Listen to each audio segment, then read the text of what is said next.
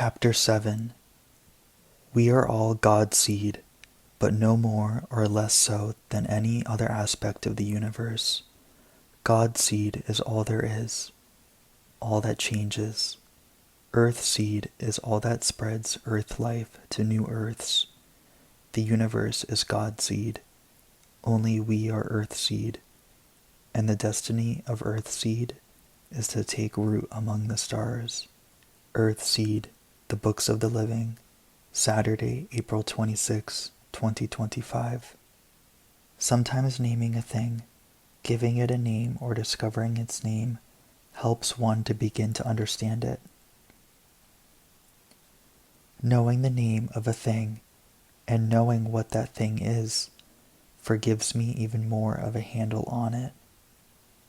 The particular God has changed belief system that seems right to me will be called Earth Seed.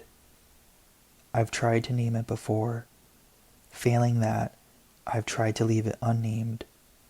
Neither effort has made me comfortable. Name plus purpose equals focus for me. Well, today I found the name and found it while I was weeding the back garden and thinking about the way plants seed themselves, wind-borne, animal-borne, water-borne, far from their parent plants. They have no ability at all to travel great distances under their own power, and yet they do travel. Even they don't have to just sit in one place and wait to be wiped out. There are islands thousands of miles from anywhere, the Hawaiian Islands, for example, and Easter Island, where plants seeded themselves and grew long before any humans arrived. Earth Seed. I am Earth Seed. Anyone can be. Someday I think there will be a lot of us, and I think we'll have to seed ourselves farther and farther from this dying place. I've never felt that I was making any of this up. Not the name, Earth Seed, not any of it. I mean, I've never felt that it was anything other than real. Discovery rather than invention, exploration rather than creation. I wish I could believe it was all supernatural and that I'm getting messages from God.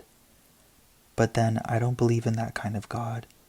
All I do is observe and take notes, trying to put things down in ways that are powerful, as simple, and as direct as I feel them. I can never do that. I keep trying, but I can't. I'm not good enough as a writer or poet or whatever it is I need to be. I don't know what to do about that. It drives me frantic sometimes. I'm getting better, but so slowly.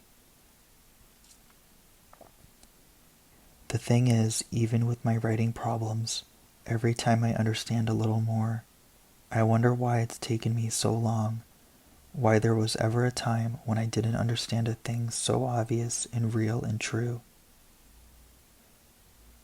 Here's the only puzzle in it all, the only paradox, or a bit of illogic or circular reasoning or whatever it should be called. Why is the universe? To shape God. Why is God? To shape the universe. I can't get rid of it. I've tried to change it or dump it, but I can't. I cannot. It feels like the truest thing I've ever written. It's as mysterious and as obvious as any other explanation of God or the universe that I've ever read, except that to me, the others feel inadequate at best.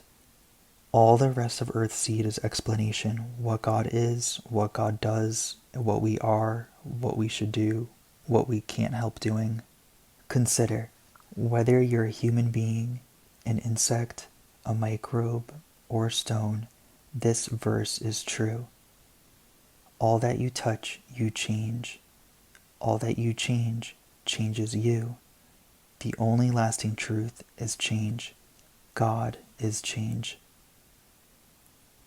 I'm going to go through my old journals and gather the verses I've written into one volume. I'll put them into one of the exercise notebooks that Corey hands out to the older kids now that there are so few computers in the neighborhood. I've written plenty of useless stuff in those books, getting my high school work out of the way. Now I'll put one to better use.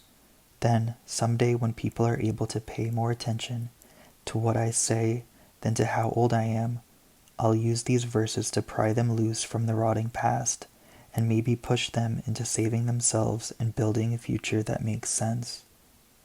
That's if everything will just hold together for a few more years.